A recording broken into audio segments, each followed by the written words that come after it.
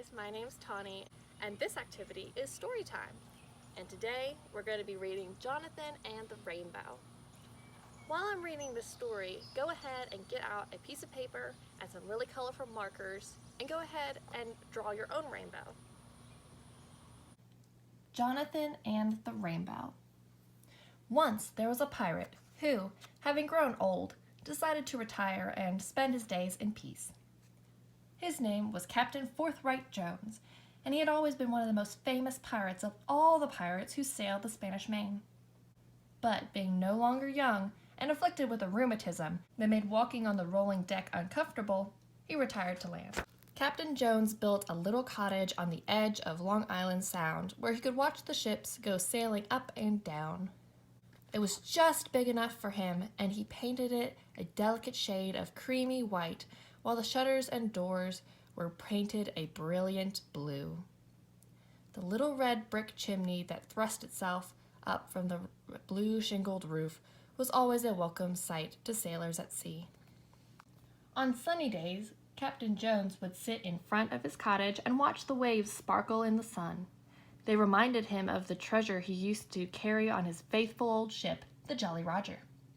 On such days, he was happy as any retired pirate could be. But when the sun was behind the clouds, Captain Jones would become sad and grumpy and wish he could sail back to the South Seas again. On one such day, he would grow very, very tired of his own company because, if truth be told, the captain was very, very lonely old pirate indeed.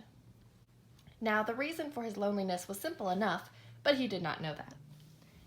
He thought it strange that no one from the village ever came to call on him or invited him in for a chat or for a sociable dish of tea.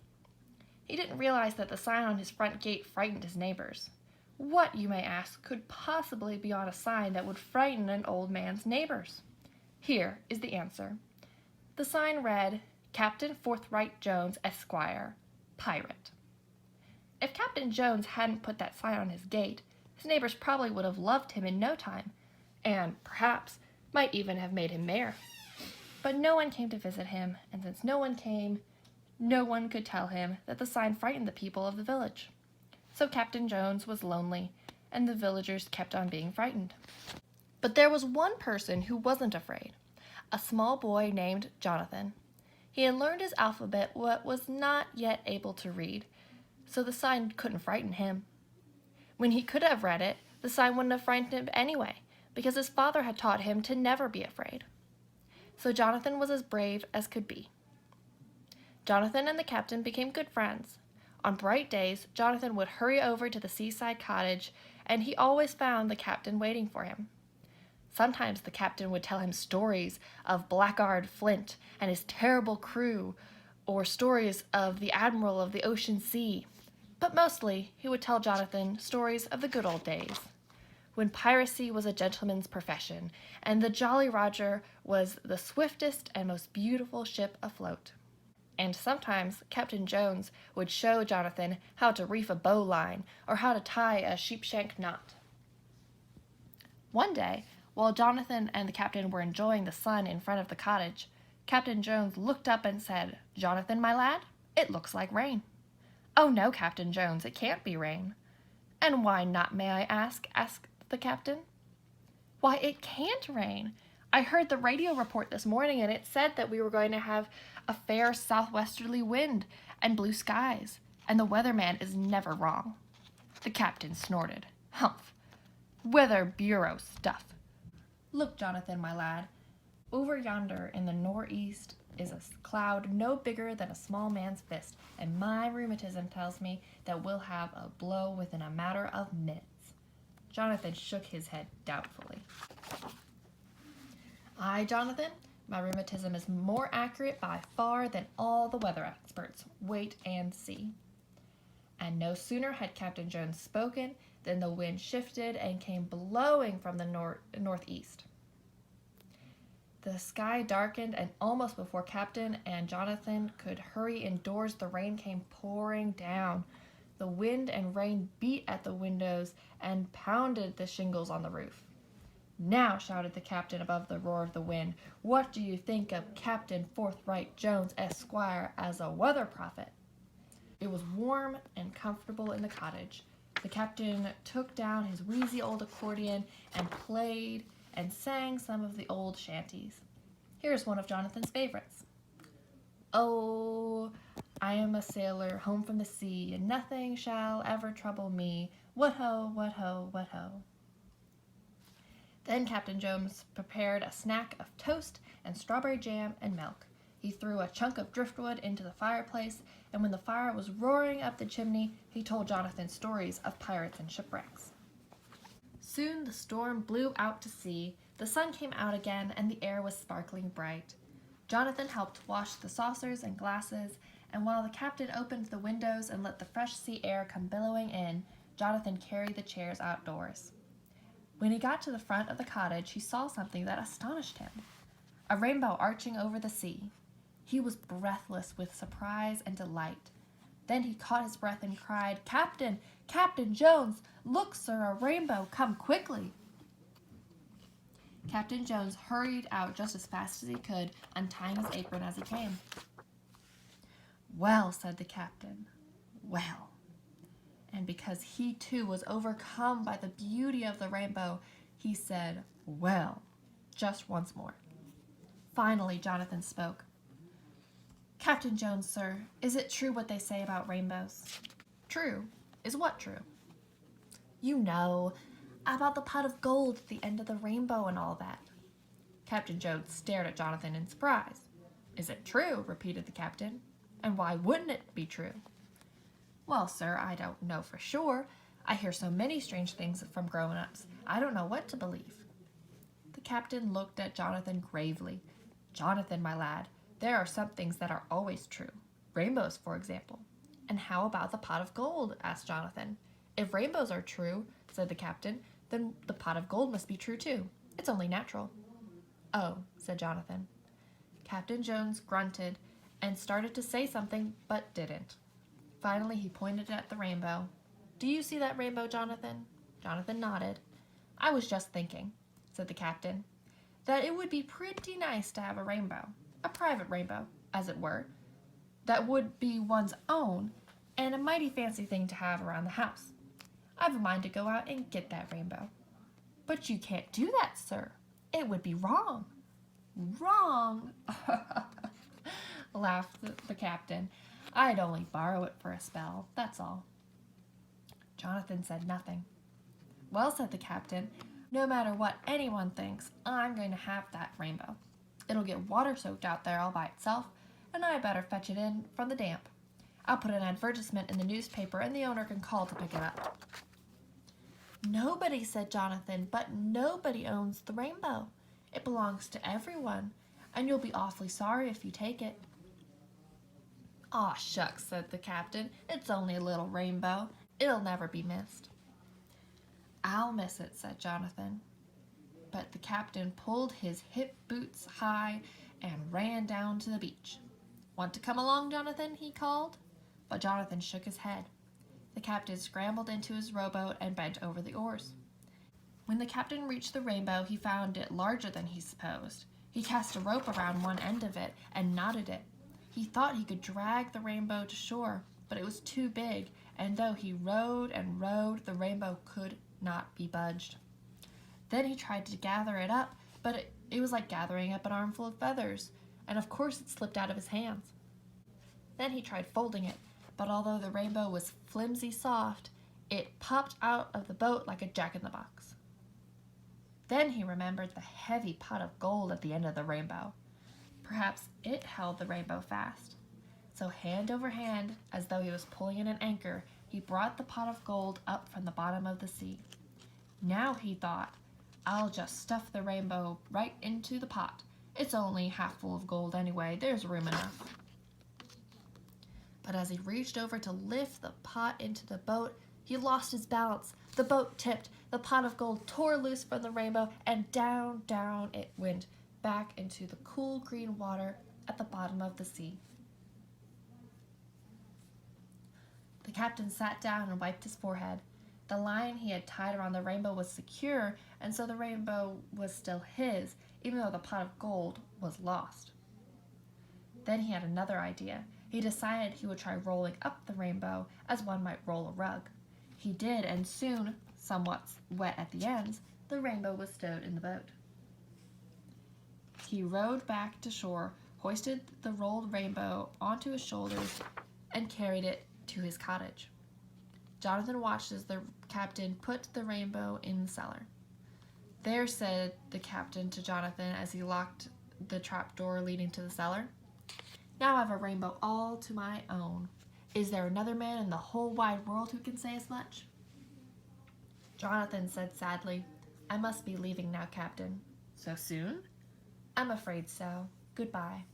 And without another word, Jonathan turned and walked towards the woods that lay between the cottage and his home.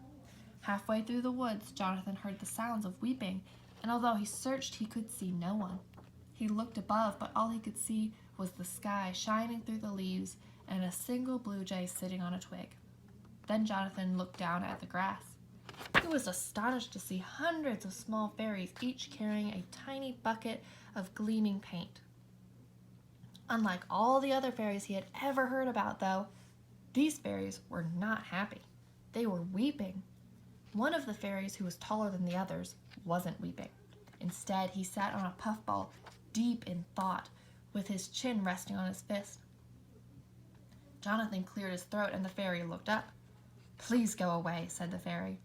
"No," said Jonathan, "not until I know why you fairies are upset. Is something wrong?" "Wrong!" cried the fairy indignantly. "Wrong! Of course something is wrong. Please go away." "No," repeated Jonathan, "not until I know what's wrong.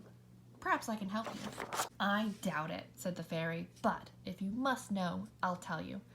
We are the Rainbow Painter Society, chapter number 193-8. Our job is to keep the rainbows in good order, and one of our best rainbows has disappeared. Into thin air, you might say, but I know that rainbows don't just disappear into air." "Yes," said Jonathan. "Yes," said the fairy. "And as you probably don't know, rainbows are delicate and are ruined if left out in the night air. The color fades to nothing." At this, the fairies burst into louder weeping. "It's a terrible state of affairs," continued the fairy. "Here we are, honest artists, with honest pride in our work, and no work to do. And it's all because some mortal couldn't leave well enough alone." Jonathan blushed and hung his head. "And what will our young ones do for fun?" the fairy went on. "They'll miss the rainbow dreadfully." He sighed and resumed his thinking. "Ahem," said Jonathan, "I think I can help you." "You can!" exclaimed the fairy. "How?" "I know," said Jonathan slowly, "where the rainbow is." "Hooray!" shouted the fairy. "Lead us to it." "Very well," said Jonathan. "Follow me." So all the fairies, with all their tiny buckets of paint, raced after Jonathan as he returned to the captain's cottage. When there, Jonathan reached up boldly and struck the knocker 3 times. The door opened a crack, and the captain peered out. "Jonathan!" He swung the door open wide. "I knew you'd be back. Come in and have a root beer." "No, thank you, no root beer," said Jonathan firmly, "unless, that is, you will let the rainbow go." Captain Jones stroked his bristled chin. He looked disturbed. "Will you or will you not let the rainbow go, sir?" asked Jonathan more boldly. "That will not do, Jonathan, my lad." "Very well, then," shouted the boy, "I must challenge you to a duel." "A duel!" exclaimed the captain. "You mean that we must fight with swords?" "Yes," said Jonathan. "But Jonathan," protested the captain, "I'm so tired from struggling with that rainbow, I can scarcely hold a cutlass in my hand." "I insist," said Jonathan. "He insists!" yelled the fairies. "Oh well," said the captain. He took 2 cutlasses from their place on the mantel and offered them to Jonathan. "You have first choice," said the captain. Jonathan selected one and took his place facing the old pirate. "Ready, Captain Jones?" "Ready, Jonathan," said the captain. They saluted. Then began a duel such as no mortal audience has ever seen. The cheers that rose from the fairies all but drowned out the ticking of the clock, and the sparks that flew from the cutlass were as bright as the lightning blew in the fairies' paint pots. Back and forth the battle went, now one, then the other giving ground, until, somehow, the captain's cutlass fell from his tired hand and clattered to the floor. Jonathan stepped back. "Your weapon, sir," he said politely. Captain Jones bent to pick it up. "Oh, look now, Jonathan, my lad. Can't we settle this quietly? I'm so weary I can't even hold my blade." "We can settle it, sir, but only on my own terms." "Meaning?" asked the captain. "Give up the rainbow," said Jonathan. Captain Jones shook his head and prepared again for battle. "On guard!" cried Jonathan, and the fight continued. How long the duel would have lasted, no one will really ever know, but it ended abruptly when the captain tripped on the trap door and it sprang open. In a flash, Jonathan leapt into the cellar and with one quick slash cut the rope that bound the rainbow. In a moment it was flying up and out of the trap door, through the cottage and out the open window. It snapped and fluttered like a flag in a gale, circling once around the cottage and then arched over the sea as it was in the beginning. The fairies immediately skipped out of the house and across the waves to prepare the rainbow. They anchored it again to its pot of gold. The child fairy zoomed and slid on it and splashed into the water, floating and bobbing around like corks. One little fairy made a mistake and plopped into a bucket of apple green paint and was hurried off to be dry cleaned. But except for this one accident, there was nothing but joy in the Rainbow Painters Society, chapter number 1938. And what of Jonathan and Captain Jones? Well, after the rainbow had been freed, Jonathan helped the captain to the chair, and they sat for a moment without talking. When the captain had recovered his breath, he stood up and said, "Jonathan, my lad, you were right, and I promise never, never to borrow a rainbow again." "Promise?" "Promise." They shook hands on the bargain, and so far as anyone knows, Captain Jones kept his word. And when Jonathan told the villagers of how kind Captain Jones really was, he soon became the best-loved man in the whole town. Indeed, the people learned to love him just as though he had never been a pirate.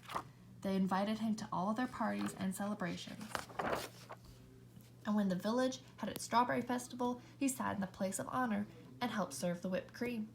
As for Jonathan, when he returned home after his duel, a surprise was waiting for him.